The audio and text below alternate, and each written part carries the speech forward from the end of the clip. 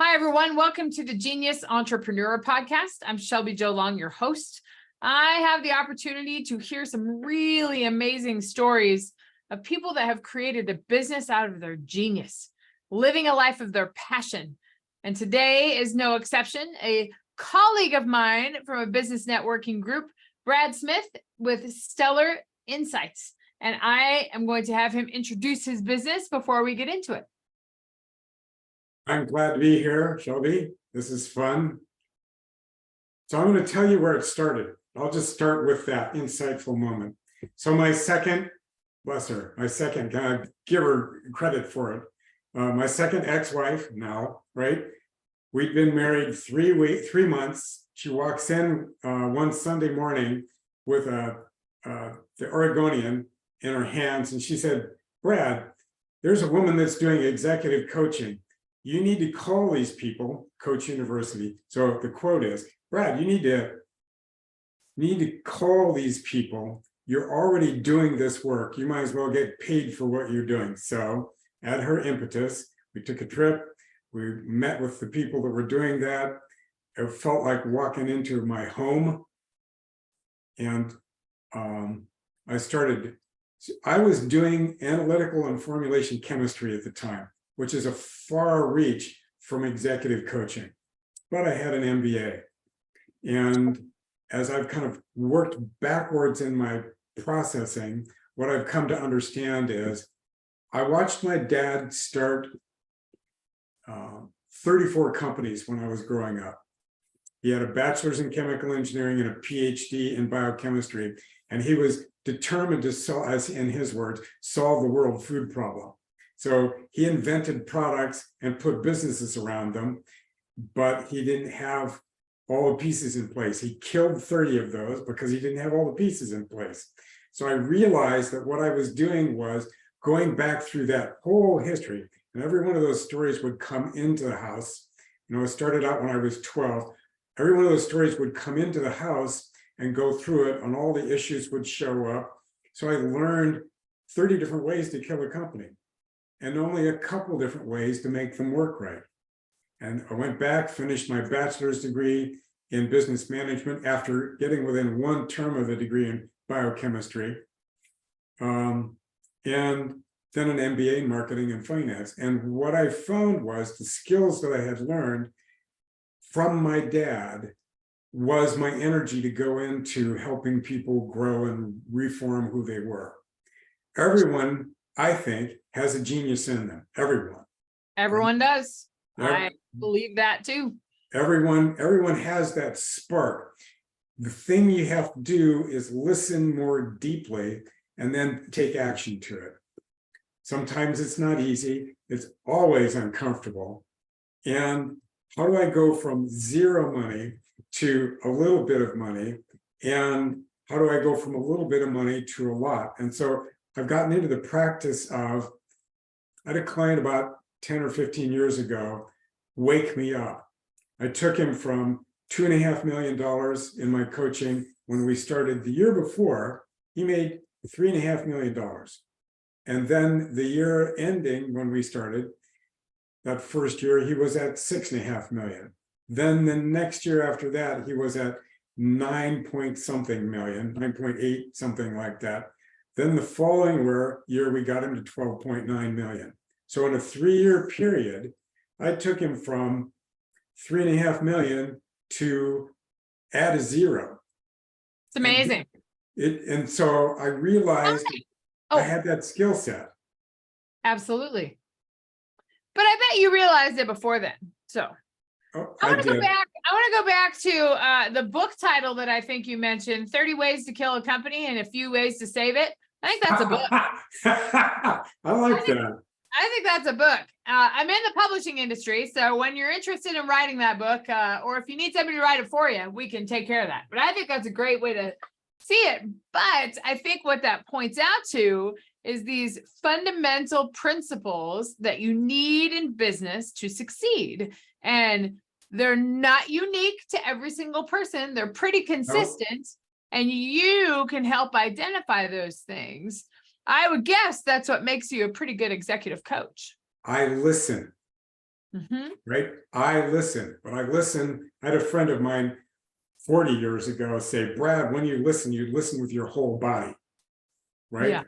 It's like what I do is I listen to who they are and what their business is and what the market is. So there's 6 parts to a business. I'm literally composing a TED talk on this. Like, what are the 6 parts of a business, right? There's finance, obviously. There's marketing, there's sales. Most people lump those together. Those are not the same animal. No, So there. finance, marketing, sales, human beings, talent is critical in a business. And then, of course, there's product production, right? And then, there's another one in there somewhere. Research and development, which is the household I grew up in, right? Mhm. And so for companies at a certain level, research and development is just the thing that trips, and then they start falling down the mountain. And then they get to a place where eventually they've got it all working. But you have to learn how to watch all 6 of those pieces, the business parts. So are your finances, is your cash flow, is your marketing, is your sales? Do you actually understand your market? Who are you selling from? And if you start from the customer's perspective and walk back to your business and all the steps that have to happen in order to make sure they get what they want, or even things like Stephen Jobs did, even things they don't know they need, but they want. So it almost sounds like you ride and I think the lines between consultant and coach are pretty well blurred nowadays, right? So you go in with the solution, like you're a consultant. What do you think is the coaching part of what you do? You talk about listening. I think that's such a critical piece because each business is different, each person is different, and so it's helping them step into their leadership role. That's all a different process for everybody. Can you talk about some of your methods or how you help people discover how to improve at what they do? The most important thing in any business is energy, right? And if you stop and really, really pay attention, my first retail job, right? I worked in a small retail chain, and I noticed that the store manager, everybody matched his personality. And so it wasn't just that he chose certain people, it's that the universe provides you people that you will resonate with, and if you would like. The law of attraction, right? Yep. Oh, that's a deep, I'm writing a book on that. Yeah. That I've got a written book on, so almost complete. Yeah. Synchronicity is real. Absolutely. So what I noticed was that the people that showed up to say yes to an offer matched his personality. And so we had these similarities in character all the way through the whole business. And there were pieces that were missing. So what I have noticed is, how did I get started into this? At any rate, when we pay attention to ourselves, we pay attention to the people around us. And if you pay attention and listen carefully to the situation and the people and the customers, you wind up being able to make it all work right. That's not the question you asked me. What was the question you asked me? I don't even remember. We talked about the law of attraction and the Right. energy. We talked about energy, right? So energy, like there we go. your leadership. I talk about a leadership charisma, right? Like everybody has different leadership qualities that resonate with their audience, and they're different for everybody. And people are attracted to that and they want to follow that and they consume the energy, and then that becomes a part of their whole team. So, right. But there's another piece in this. If you're a good leader, it's not your energy that gets it done. And what you're doing is you're aware of the motivation in each individual, not a subconscious thing. It's a conscious thing. And you consciously go after listening deeply enough to find the motivations in each person or each group so that they come to you, there's the flywheel effect that it's been talked about, written about. So that flywheel effect, people want to be part of a winning team. But in order to be a leader, you have to find groups, individual motivations to move people into what needs to be done and build an alignment in the culture between who I am, who you are, who the customer is, and what your part of the organization will need to achieve. Alignment. Alignment. Talk more about that. How influential in your executive coaching in this new-ish role that you have? It sounds like it's been something that's foundational to your life, but now it's a center of your business. How important it is. Talk about alignment. And I mean, because there's an internal alignment, and then there's an alignment with you and your team. Then there's an alignment with you and the clients and customers. Can you talk about that concept a little more? Well, the first thing I would have you do is talk to the people that are closest to you and have them tell you the truth about where you're full of garbage. Talk to them, because a real coach, mind you, talks to you about the garbage you're putting out that isn't true, right? What is it that you do? What is it you ask? What are your processes that you as an individual have not full awareness of, that creates the turbulence and not, the ditch finding, if you would, in your life? Everyone, let's take it this way. Every bankruptcy that's a major corporate bankruptcy, if you track back 2 years, maybe even 3, in their processes, there was a group decision at the executive level that took them off the deep end. Had they had someone in there that said, here's the whistle, stop, what you're doing is not legal or not appropriate or not ethical, or is going to wind up counter to your business, you're going to wind up with not the results you want. And so my goal is to listen carefully enough that I help my clients tune themselves, if you would, tune themselves to the outcome they want, and then walk it backward, start with the end in mind, walk it backward to what do I do today? What do I do tomorrow? In addition to that, have them change who they are so it lines up with what they want. That's rapport. So if I'm listening to someone, I watch, is there a way I can build rapport with this person? And what is it that we have similarities with? What do we not have similarities with? Some people you have rapport with, some people you'll never get rapport with, but you can work with them if you listen carefully. Sure. Sometimes I mean, in the communication space, been there for a long time. I teach it, and it's a part of, it's the foundational to my business. But that, I think, is a piece of communication that people forget about. And it's the listening and which allows you to understand and empathize with your audience. And that is something that we forget, because we think of communication as speaking and connection and ethos and pathos and how do we connect? How do we persuade? But you got to understand what they need before that connection can really happen. So the first question I'd have someone ask them, if they're an entrepreneur, where are you on the empathy scale? Do you know what someone else is feeling when you're doing it? Some people have no idea what someone else is feeling. They have no idea what they themselves are not, feeling. So it's like, if you don't understand emotions, work on your EQ. It's critical. Find your ability to empathize. Empathy runs from little bitty sprinkles to little dribs to a whole ocean. When I walk into a room, here's an example. I was leading a training for a group of 24 educators in a business.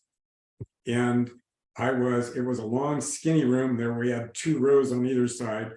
And I looked this way and I was working with someone here, and I felt someone shift behind me. I had my back to her. I felt a shift. And when I got finished talking to this person here, I turned around and pointed to her and I said, "What did you just think about?" And she brought out this whole new subject that was possible. And that was empathy that's possible. Feel a room and you'll feel what to do in order to move them. Absolutely. Absolutely.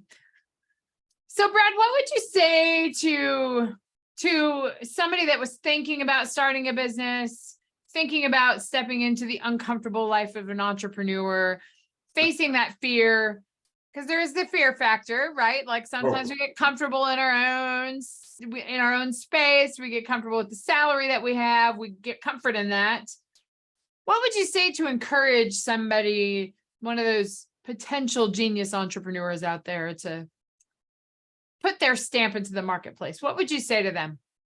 Start with, is there a market for what you want to build, to provide? Market first, right? Then you have to have buyers, right? And then how do you reach the buyers? And then the whole production thing, okay?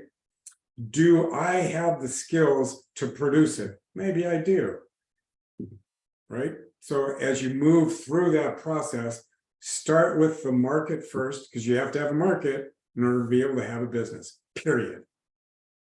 Which were part of the 30 that killed. I swear that's a book. I swear. Yeah, yeah. That's a book. No, it's such a, I think with genius entrepreneurs in particular, when I've worked with a few of them, it's, you have this great idea and it's your genius and it's idea that everybody should know about and everybody should learn about, but that doesn't mean that there's a market for it. So I think that's something that we have to think about too, is yes, we can have this genius idea, but is there a space in the market and a match in the market that's going to resonate with? And Right. That's a very, very important question for people to ask themselves before they step into it. So.